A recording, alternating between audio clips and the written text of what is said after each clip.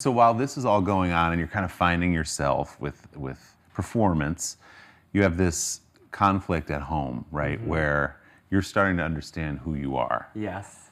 And that's going to be a difficult thing for your parents to know and to understand someday. Right. How did you work through that as a teenager?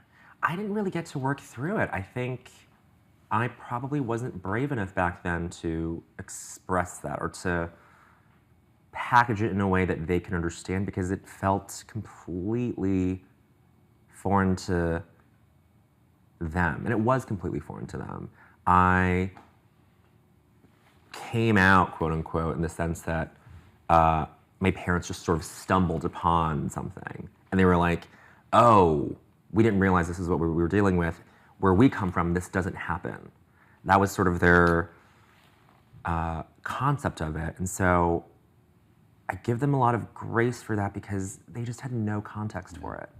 And so we went to conversion therapy, and part of the ultimatum was, if you go to therapy, then you can go to school at NYU where your sister is. Those poor people did not realize that that's one of the gayest schools in the country.